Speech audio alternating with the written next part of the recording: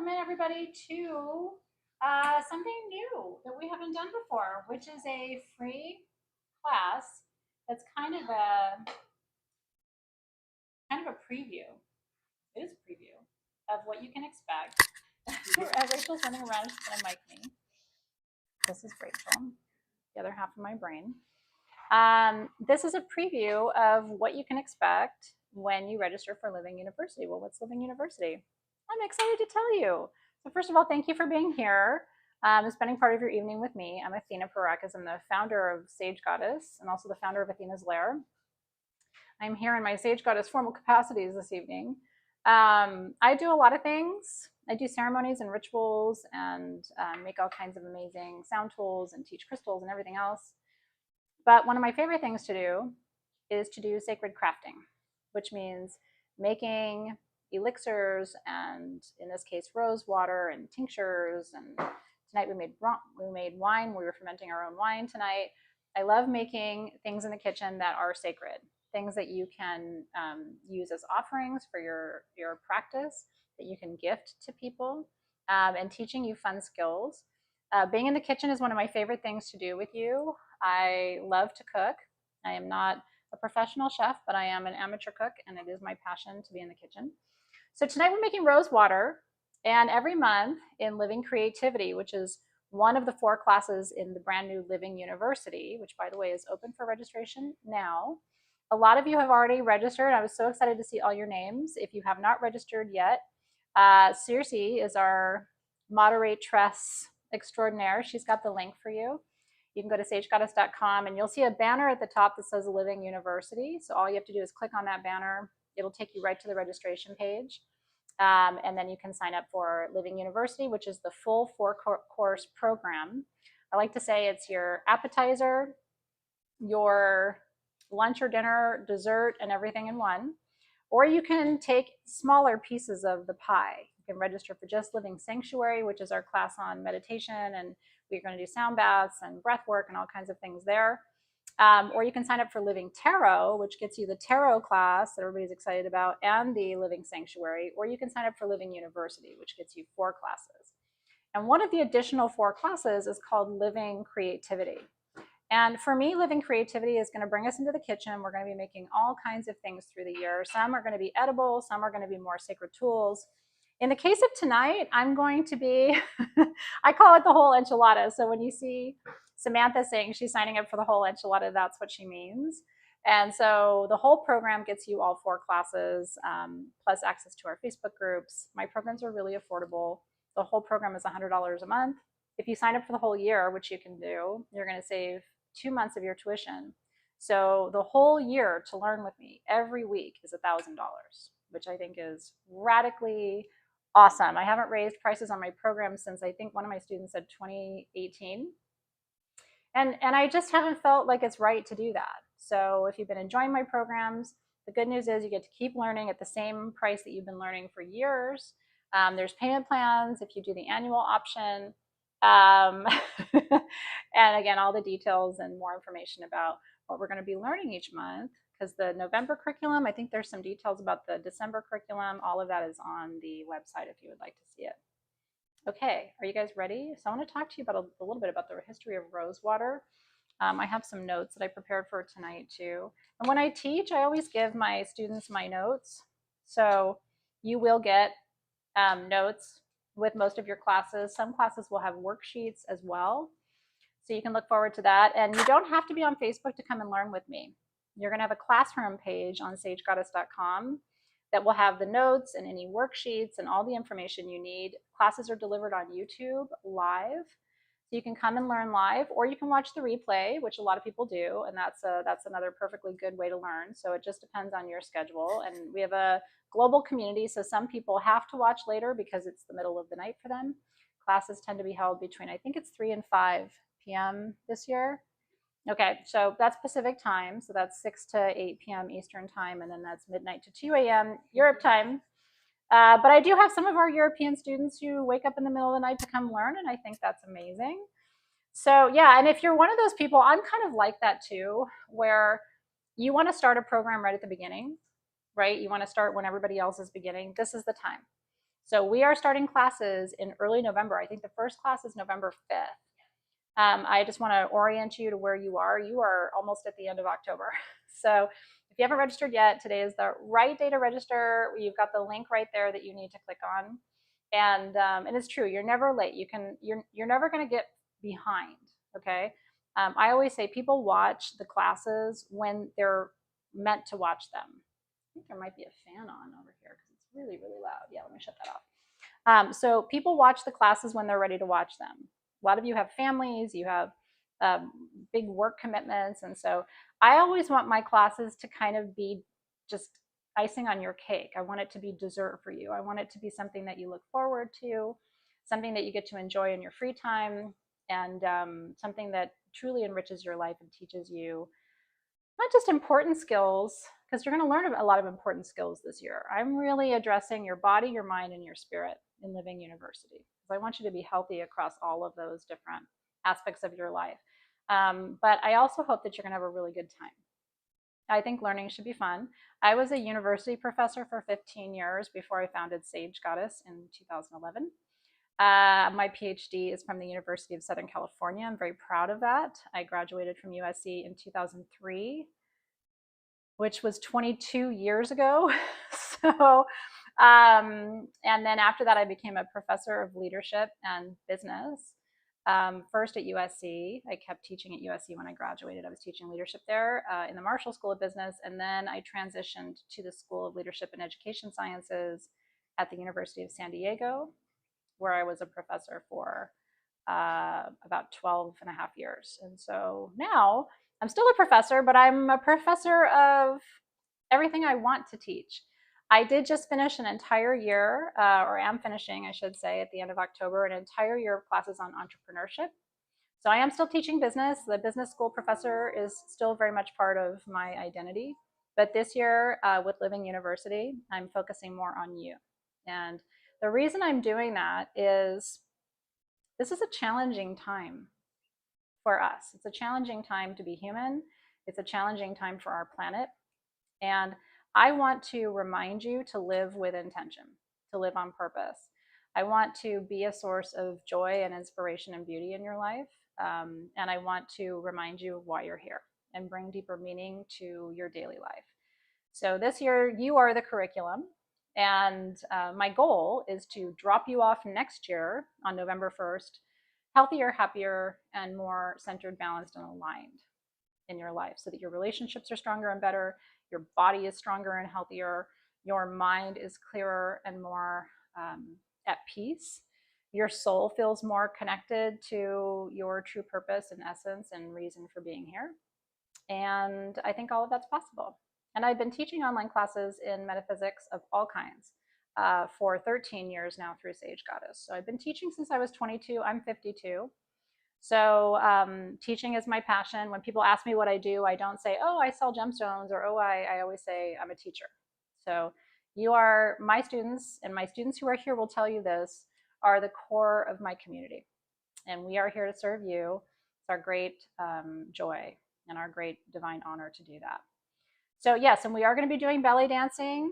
I'm going to be teaching you some belly dance basics, which is really fun. Belly dancing has been a big part of my life for 20 years. I'm going to be teaching, Rachel's a certified yoga instructor, so she's going to be leading us through some good basic flow, nothing crazy. And everything we teach you, I'm going to be teaching you some basic weightlifting. It's really important in your 40s, 50s, 60s, especially, to be lifting weights, light weights. And I'm going to teach you, you can use canned vegetables. You don't have to go buy anything. But I am going to get your body moving. We're going to stretch you out. We're going to do some basic yoga flows, some basic belly dance routines. But in addition to that, I'm also going to be teaching you body work. I have a very particular kind of body work I do, which is sort of a hybrid of a massage technique called somatic release. I created the specific technique that I do. It's powerful. It's based on the meridians or chi lines in the body. And I'm teaching you right away, starting in November, so that you can not only do this work for yourself, but you can do it for others. I'm also going to be teaching you how to do lymphatic drainage, which, if you don't know what that is, it has been a big part of my healing over the last couple of years. I had no idea how important it is as an empath to drain your lymph the lymph system in your body because you store a lot of energy there and it slows you down. So I'm going to teach you things that are going to rev you up, speed you up. That's just one part of the class. Then I'm going to, in our living creativity, which this is an example of tonight, we're going to cook. We're going to make sacred tools in the kitchen. We're going to be making magic wands this year. I'm going to be teaching you how to make candied pumpkin and flower leis for your altars in November. So we have a lot to look forward to. And I'm also really, really open to your suggestions. If you join the program and say, oh my God, I've always wanted you to teach me how to make, I don't know, your famous chicken or your whatever, like we can incorporate, we can cook holiday meals together if you want. And I can give you suggestions and recipes that I love. So basically my students this year in Living Creativity are going to be getting big parts of my future cookbook. So you're going to be getting behind the scenes recipes, cooking demos. I'm going to teach you how to cook this year. And that's been a long time dream for me too. So I do recommend, like I said, Living University. It's the only way to get the Living Creativity portion. And that is $100 a month. And if you sign up for the whole year, it's $1,000 for the year. You're going to see me every single week. And that is the most comprehensive program that you can join. So I'm writing a cookbook. I've been writing a cookbook for 2 years. And at first I thought I was going to traditionally publish it. And I've kind of decided I'm not going to do that. I'm going to give my students this year access to a lot of the recipes. We're actually formulating kind of a recipe card so that each month the recipes that I give you when you go to your classroom page on sagegoddess.com, you can just print it out like a cool recipe card. And then over the course of the year, I'm going to be encouraging you to buy a 3-ring binder so that you can just slide each month's recipes, hole punch them and slide them in.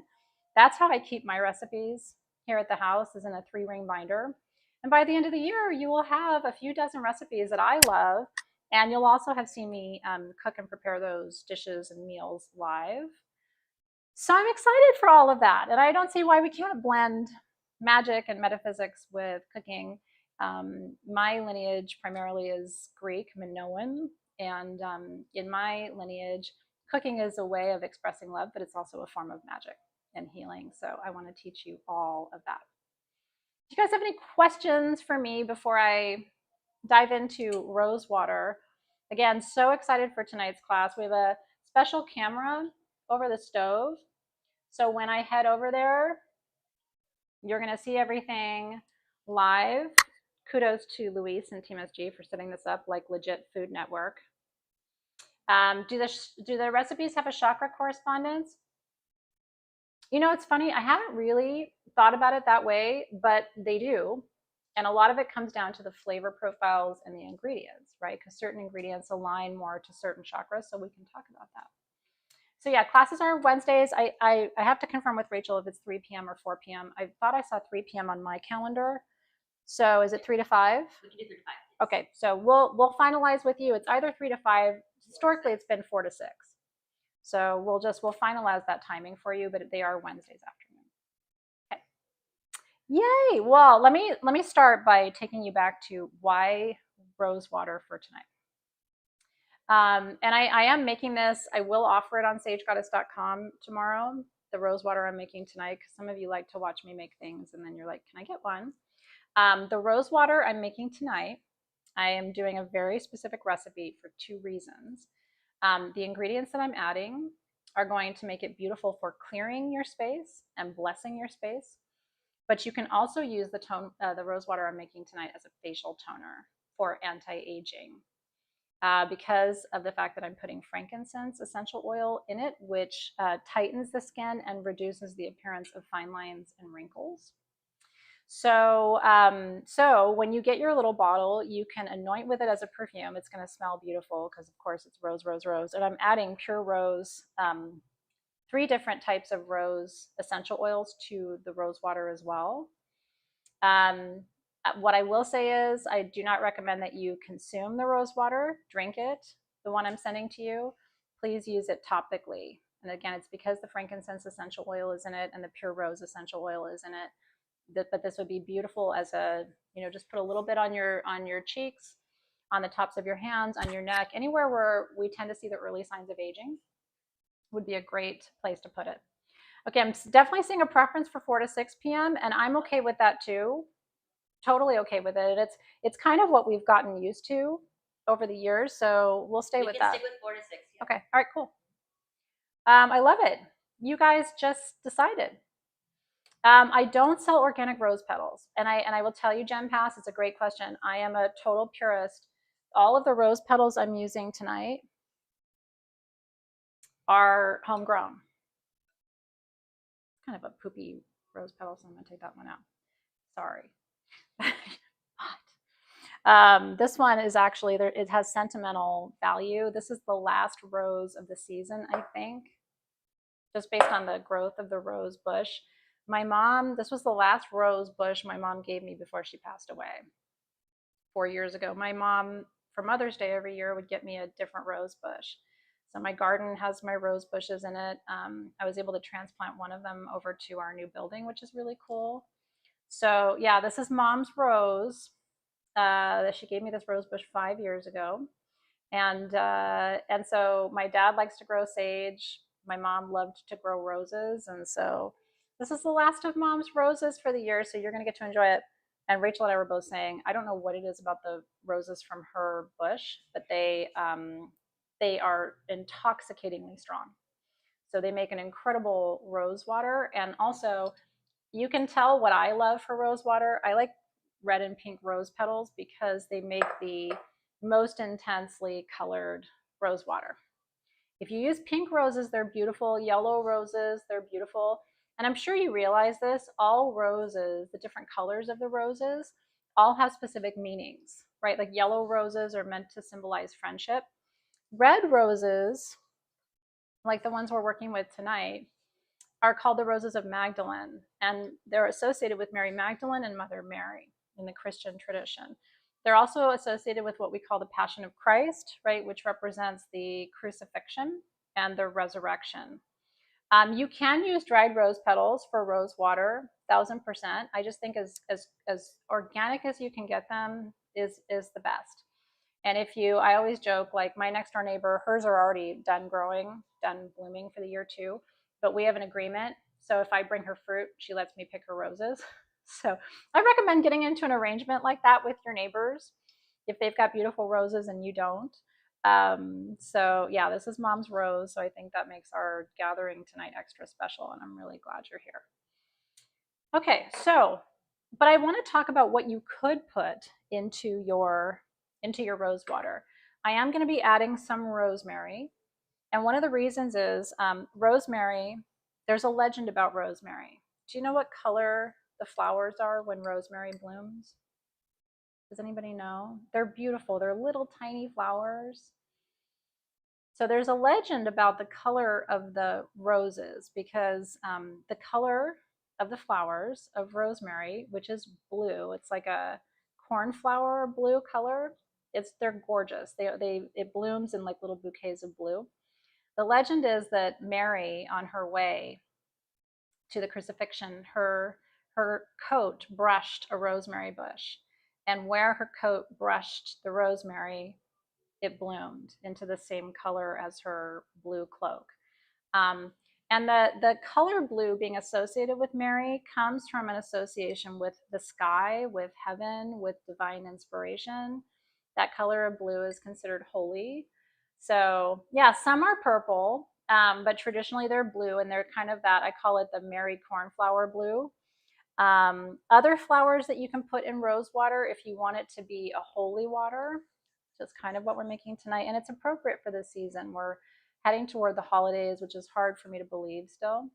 To me, it still feels like summer, but Thanksgiving is a month away. Not to rattle your cage, but just to be aware. Christmas is a mere 8 weeks away. So, and we have all the holy days, right? We have Hanukkah, we have Yule, we have Kwanzaa, and so the holy season for me is always a good time to make rose water. It's a time to go into a state of deep reflection, to be in a mindset of gratitude, to find greater peace internally, right? When the world kind of gets quiet externally, we turn within, right?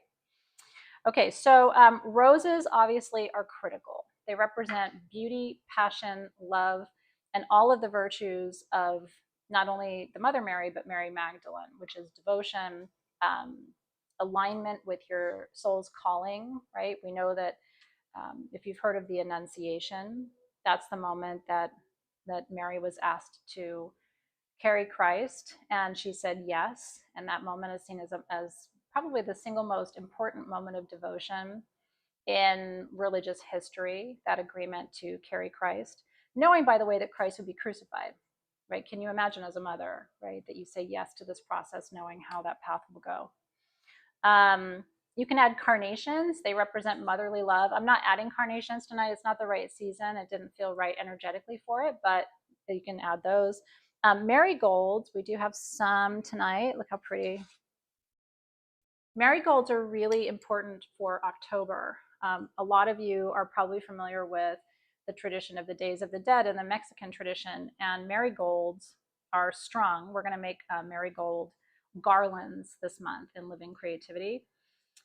If you have ever gone to Mexico in October, then you've seen all of the ofrendas and you've seen the marigolds on the graves of the deceased.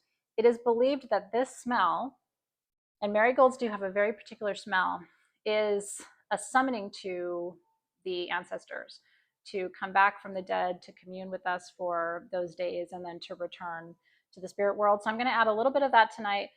Marigolds are also known as Mary's gold. That's where the name comes from. So they are very significant to Mother Mary.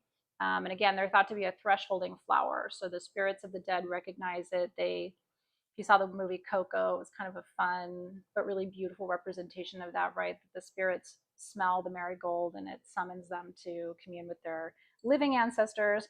You can add lavender too, which is beautiful. Lavender has energies of cleansing, healing, purification, also devotion. You love marigolds. I love them too. They're super fun to make garlands out of. So if you haven't done that before, we're going to do that together. And I make flower garlands out of roses, marigolds. You can wrap your lavender stems around it, and then to decorate your altar for November, which is when we make altars honoring the loved ones we have who are deceased. I am putting frankincense in. Frankincense represents the sanctity, the holiness. Remember that the wise men gave frankincense and myrrh to Christ when they visited the manger. Spikenard you can certainly add. I don't have it here tonight to add it. Spikenard is the oil that Mary Magdalene used to anoint Jesus's feet, and it represents spiritual authority and also devotion. So we love that too. Roses in general represent priestesshood, divine love, and divine passion that extends beyond the boundary of death. So do you have any questions? And if you have any other suggestions for things you'd like to add to your rose water, would love to hear that too. It's always fun. In my classes, there's a lot of co-learning, meaning I'm here teaching you, but we have a lot of really experienced, seasoned folks in the feed tonight. And so they may have some suggestions for things they like to add that I haven't thought of or you haven't thought of. Frankincense is highly anti-inflammatory. It is frankincense. Aging is a big interest of mine, how to age well and beautifully, but naturally. And I always tell you, I don't have the best genetics when it comes to aging. So I really had to learn a lot about skincare. My mom was an esthetician and taught me a lot. And frankincense is one of the unsung heroes of skincare. You will see a difference. I have a blend called Frankly that's over in our Lair Etsy shop. And I thought I saw a hand. That's so weird. Oh, sorry. Oh, was it you? Okay, I felt like Hanale's hand, but I don't think she's here. Okay. Anyway, Frankly is a blend of 3 different frankincense essential oils in jojoba, and it is so good for your skin. What frankincense is really good for, by the way, when it comes to aging, just in case you're interested in this, as we get older, the elbows and the arms, we get something called crepiness, where your skin loses collagen and elasticity and it starts to look kind of wrinkly and crinkly. Frankincense is like a magic eraser for that. So if you have not worked with frankincense in skincare, I want to encourage you to do that because you will see a difference. Some skincare products, people say, oh, I can't see a difference, or I've been using that for a month and I can't even tell. Nobody says that about frankincense, but you have to be really consistent and use it every day. The reason I'm putting it in this rose water tonight is I hope you'll use it as a toner. and it is really effective. Again, it has antibacterial properties, anti-inflammatory properties. It helps to reduce the puffiness in the skin when you wake up in the morning. So if you wake up with morning face, frankincense especially, but rose water in general is really good for that. Yes, and I'm happy to talk more about, so at the end of tonight's, after I make the rose water run, any specific questions, I would be super happy to share that with you and tell you more about that. And there are different certifications that we're going to give you at the end of the year. One of them is in being certified as a practitioner of my body work technique. So I think that's kind of cool because a lot of you like to do different body work practices. You work one-on-one with clients. I do this technique on friends and family, and it's very powerful. It's a hybrid of a traditional bodywork technique and the power of your own intuition. So practicing my technique is also going to boost your intuitive capacity too. If you don't have rose petals, yes, you can try other flowers. And in fact, what you could do is make a rosemary-based toner. Again, it's got all of these same energetic properties: devotion, blessing, purification. And then you could add rose essential oil, is what I'm thinking, Ashley. So also when you take classes with me, I'm always going to show you a process, and then I'm going to give you alternatives. Okay, so if you don't have exactly what I'm working with, then we're going to give you suggestions for alternative ways that you can do it. Okay. I love your questions. Thank you for them. We're going to continue. So I'm going to, now that I've walked you through all the flower possibilities and the different reasons and ways that you would use certain flowers, I'm going to take you over to the stove and we're going to make some rose water. Okay, yeah. Yeah, I just want to have the stove camera on. Okay, so I'm going to take you over here. Welcome to my kitchen. This is my kitchen. This is not a set. Many amazing meals. I hope it's clean, because I didn't have time to clean my stove today. And I am proud to say that my kids are really great cooks. But that's important to me. I've always said, I forgot to bring, and I think it's at the top of the stairs, is my moon bottle with my moon water. Did you happen to see it? Okay. Okay. Someone was asking about the hydrosol, vanilla hydrosol. We could absolutely add that. Yep. I think it's a great idea to add the hydrosol. Let me, while she's grabbing that, let me just tell you. So I used to bottle my own essential oils, and I don't so much do that anymore, just because it's a lot, right, to manage that as a separate part of our company. So there are companies that I really love and trust. I love Eden Botanicals. They're just a really solid company. They are very ethical in their sourcing. The quality is always consistent. I've been working with them for a long time. They're not the most, affordable in terms of they're not a cheap company, but they charge a little extra because the quality of their products is so incredibly good. So I do recommend Eden Botanicals, and you're welcome to ask about other companies if you have some in mind, but that they're kind of my go-to when it comes to when I need small quantities. Now, for some of my perfumes that I blend at Sage Goddess, I do work with larger wholesale distributors, but that requires a resale license and other things. So for consumer oils, I have to say, I've just always been really, really impressed by Eden and the quality of their products. Okay, so I am going to begin by adding my roses to my pot. And this is a very ceremonial part of my process. I really like to stop and set an intention for the rose water that I'm making. And by the way, these are the little bottles that we're going to put the rose water in. Aren't they cute? So you'll be able to get one of these. They have a little rose on the top. So I don't know how many of those I'll be able to offer, but since some of you wanted to have access to this blend, we'll make as many as we can. Intention matters when you're making sacred tools. Okay, so let's take a breath together. Go ahead and inhale and exhale, which just brings your energy into the present moment, releasing any energy of the day so that your field is clear. So my intention for this rose water blend is that it holds the energy of the season. The energy of this season, this time of the year, is harvest. So my intention is that this is a blend for gratitude It's a blend for abundance, and it's also a blend for clarity and purification. I also like the idea that this is a blend for devotion, that when you smell this blend or you anoint with it or you use it as your toner or whatever you choose, you charge your stones with it, that it will remind you, it'll be a call to prayer, if you will. Okay, it'll center you, balance you, and connect you more deeply with source energy, however you define that. So here are my mom's rose petals. Thank you, Mom, for the gift of this rose. And in they go. And again, I wish you could smell. These are so intense.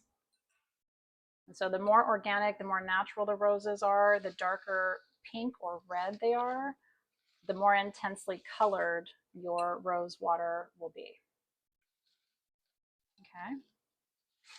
So the way I do rose water is I put all of my fresh ingredients in and then I add the water. You can do it the other way. This is how I was trained. This is how they do it, by the way, in Morocco and Madagascar and countries where they produce. Iran, for example, Persian rose water is world renowned. And so this is what they do as well.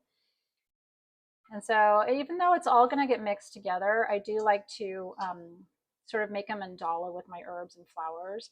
I also like to, when I'm working with fresh herbs, just squeeze them gently before you add them. It releases the oils. This is the same when you're cooking, okay? If you're working with dried herbs, you can pinch the dried herbs. It'll release the oils. If you're working with fresh herbs, again, you're just looking to gently bruise them, which initiates the release of the essential oils.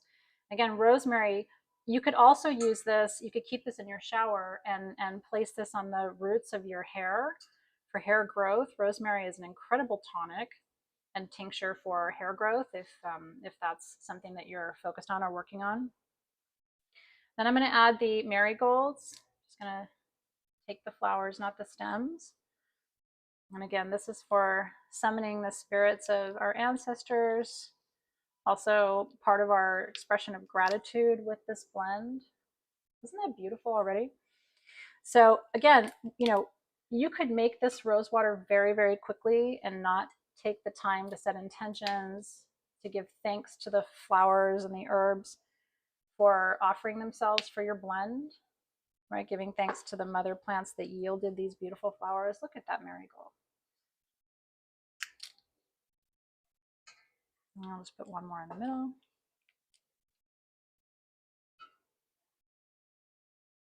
I'm looking at the screen. Isn't that pretty?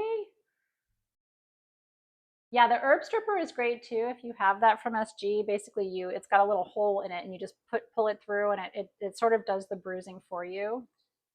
Mine's upstairs and I didn't bring it down, so this is where we are. Now, my sink faucet has purified water purification filtration system. There's a little spider in there. Come on, friend. Oh no, where did you go? I want to get him out. Hold on. Hold on. Nope. We've got 2 friends, 3 friends. Okay, let's let them go. We might need help getting our friends outside. Nobody's going to be harmed in the process of making this. I'm just going to let them be. I know.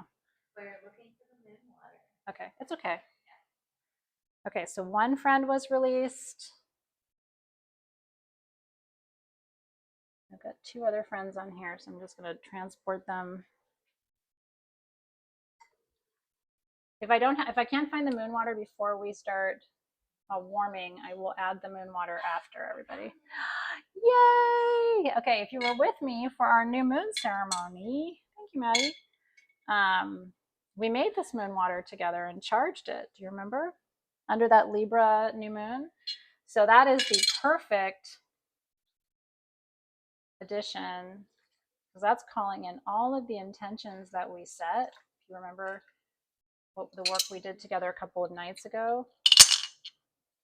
And I'm going to go ahead and add the stones as well. If you remember, we added Numite and we added Labradorite. Pretty awesome. Okay, so I'm going to I'm going to, so here's the rule with rose water, okay? You want to have enough water in your pot to cover all of the petals and flowers. That's the rule. I'm not trying to fill it to the top, just enough so that I can get everything under the water line. Okay. Now I'm facing away from the chat, but Rachel's there. So she can see if you have any questions, she can bubble them up to me. Here's what I want you to see, okay? We are not trying to boil this. This is not a stew, okay? You don't ever want the water to get so hot that you can't touch it with your hand, because if it's too hot for your hand, it's going to burn your flowers and it's going to have the opposite effect. What we're trying to do is release the color from the rose petals and the oils from the roses and the flowers. Anything hotter than that is going to pretty much burn the flowers, and then you don't get the same product. I use my hands a lot when I'm making rose water. My hands are clean, but I do use my hands because if I don't use my hands, I can't check the temperature. And it's really important to me that it doesn't get too hot. I don't see any other cute little spiders, so I think all of our friends have exited the building. I will be straining this before I bottle it, so you don't have to worry. You're not getting a free spider with your purchase. And also, I don't want them to meet their maker that way. So, and then it's just a matter of time. So what we're going to do is we're going to wait and let this start to simmer. I'm going to come back to the feed and see if you have any questions, and then we'll check on it.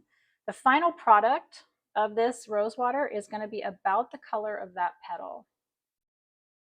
And again, that is what happens when you use homegrown roses in these shades of really deep red and pink. The closer you can get to this red color, the darker your rose water is going to be. Okay. And by the way, rose water is delicious. Okay, so if we made this and we were going to drink it, I would make a very simple straight rose water. I would just use rose petals and good quality water. Same process applies. And then when you're done with it, I keep it in a Yeti or in a thermos in my refrigerator. Rachel's tried it, everybody's tried it. Everybody who tries it is like, I wish I could just drink this all day long. It tastes, it's not like iced tea, but it's obviously rose, but it's not too sweet. It's very refreshing. You can add a little bit to champagne, and you can make a rose mimosa, a rose mosa, which is really yummy. Isn't it pretty? So simmer for how long? This is a really good question. This is where it kind of becomes intuitive. I did want to show you, I do like to have this. This is the ugliest cooking utensil I have. I have had this since I was in college. I got this with my first apartment in 1993. It's just become an old friend. The reason I like to have this when I'm making my rose water is my pot is a great pot, but it's dark on the inside. I can't tell how dark the rose water is getting unless I test it in a light colored spoon. So if you have a light colored pot or Dutch oven, that's probably the best for making rose water. That's just my favorite pot, and it's the one I always use. And then I test the color by using my spoon. I have not tried using Don Juan climbing roses, but I'm sure they're beautiful. Someone's also asking about dried roses. Yeah, you can.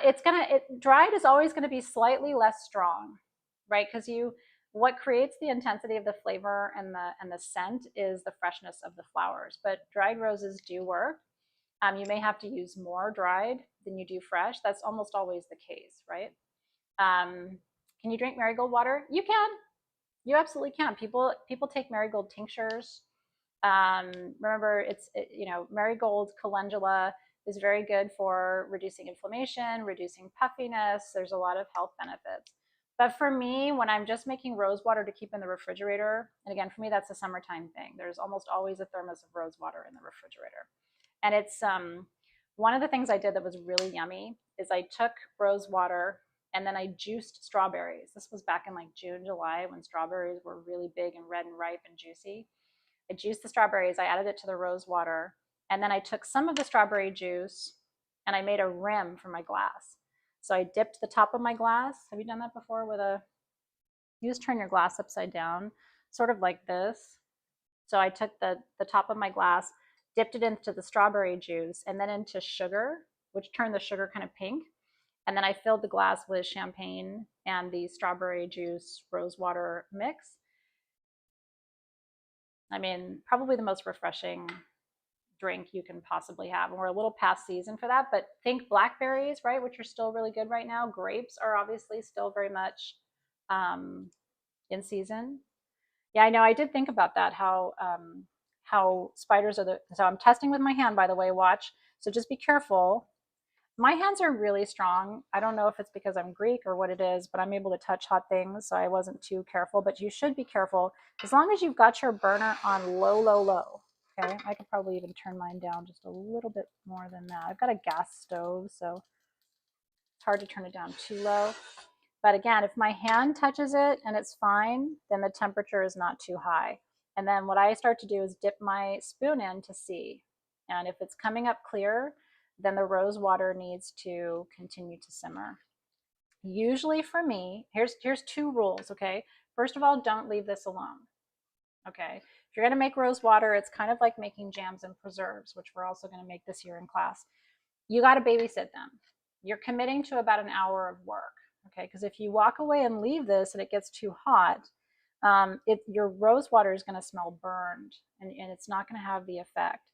The color might be good, but you're slowly going to see this start to turn a deeper and darker shade of pink, and that's what you're looking for.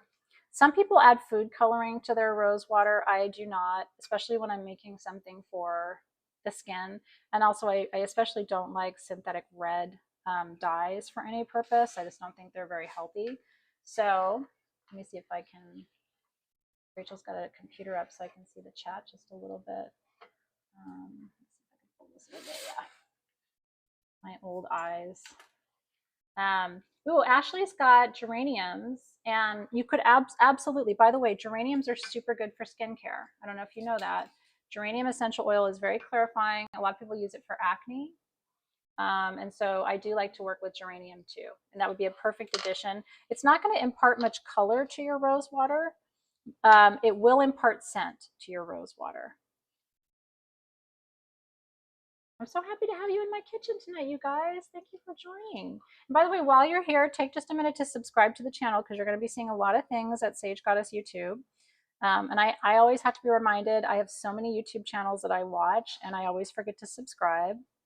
So that's just telling YouTube you want more of this.